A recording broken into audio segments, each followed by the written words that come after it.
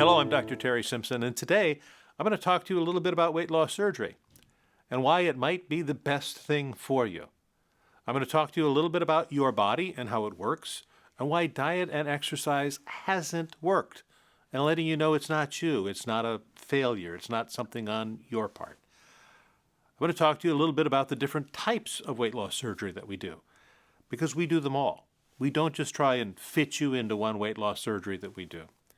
And I'm going to talk to you a little bit about how we take care of you after surgery and why that's so important to your ultimate success. And I'll tell you a little bit about why I like doing this. So let's get started. No doubt you have talked about weight loss surgery with friends and family, and some well-meaning friends and family may have given you some information about weight loss surgery.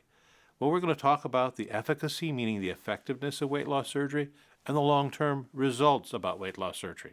And when I talk to you about the results about weight loss surgery, I'm not just talking to you about my results, the hundreds of cases or thousands of cases that I've done and the results, but actual science, what has been written in the journals, what we know from many people like you who had weight loss surgery all around the United States. So let's sort of start with the largest fallacy about weight loss surgery out there today, which you probably heard from well-meaning friends and family. That weight loss surgery is, well, it's expensive, it's dangerous, and why don't you just do another round of diet and exercise, or maybe try this gym, or that program, or this app, or this supplement. Not realizing you've tried them all, so let me tell you a little bit about the biology of the human body. Your human body has a set point of its weight, and just like the thermostat in a house where it has a set point, it will bring you back to that weight. And if you try to starve it a little bit, it will not only bring you back to the weight you were, but it'll bring you back to the weight you were plus a little bit. You really don't lose weight. You find it again, and it comes back with friends. It's unfortunate. The more diets people are on, the worse their results are from diets. But why is that? You know that you're not eating 9 buckets of fried chicken every day. One of the things that has done weight loss surgery as a disservice is some of these programs where they show these people who are eating out of control. And we know that you're probably not one of those people. And yet other people might look at you skeptically and say, are you sure you want that? Do you want a salad with that? Kind of sad. But your body is adapted to your weight.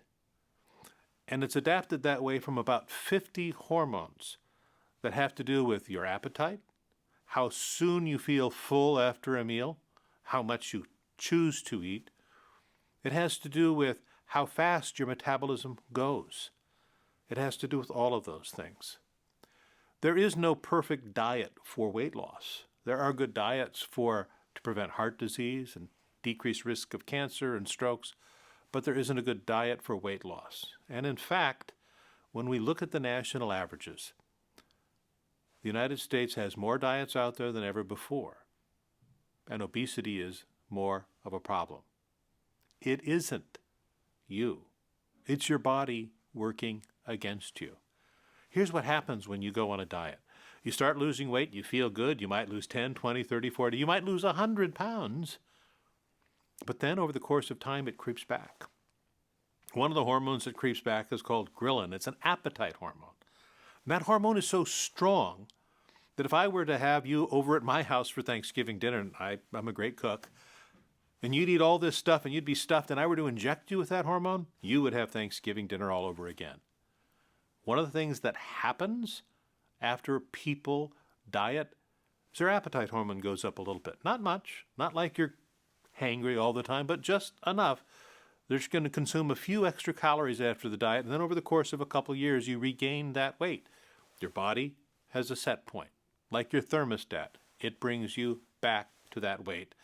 And then it's almost as if your body says, wow, we've been starving, so we're going to put a little extra weight on just to make sure this doesn't happen again. That leads to yet another round of diet or exercise or a supplement or something else to try and lose weight.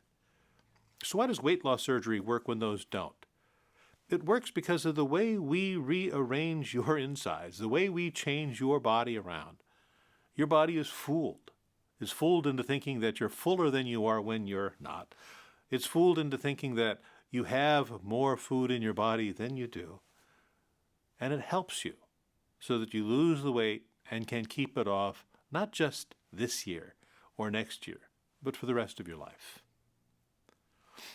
So we can go into all those hormones, but I really don't want to bore you with them. But suffice to say, it is so important to us as a group of weight loss surgeons that we change our name to add the word metabolic in our surgery that we do, because we affect your metabolism.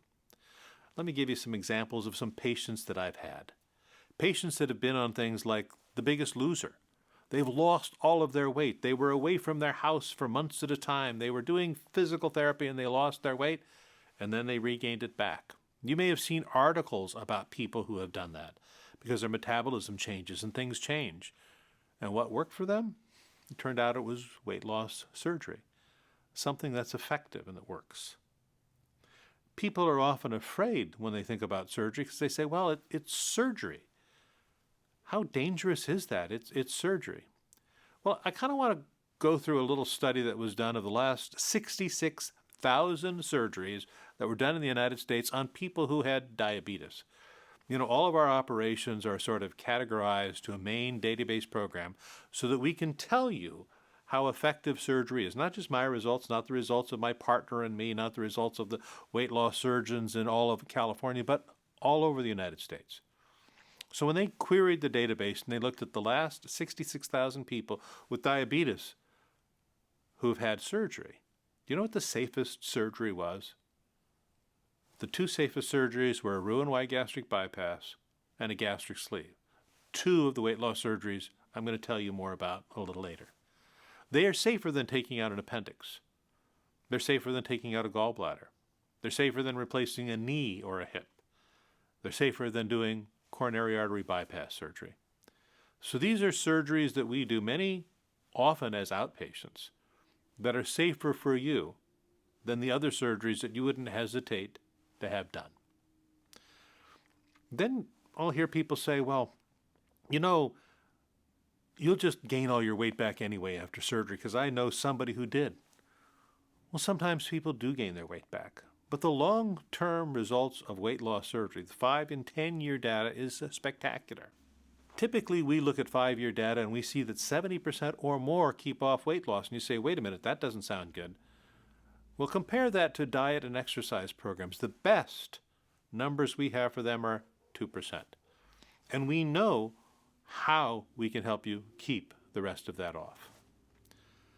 I want to give you another story about how people change their habits. Because some people think that when they come to us, they must have horrible habits. They must eat out all the time and eat junk food and things like that. And then they say, you know what, I'm going to change my habits. And they do. They'll change their habits. They'll start eating what they call cleaner or healthier in different ways. And that's great.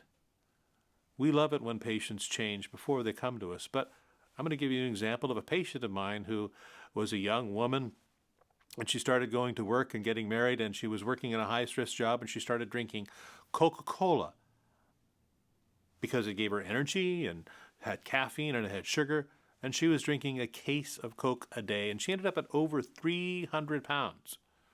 So she realized this is a problem. She started at 130 and ended up at over 300, so she stopped drinking it. She went on diet after diet after diet. She changed her habits, but she couldn't lose weight. Why? Because her body was working against her. No matter what she did, her body decided this was her new weight. Well, she had gastric bypass surgery, and 20 years later, she's maintaining her 130 pounds.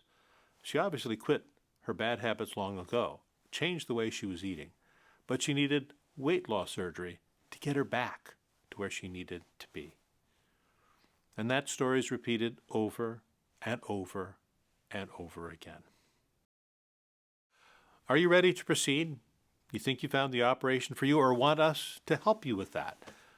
Give us a call, email us, or fill out the contact form, and we'll get back to you.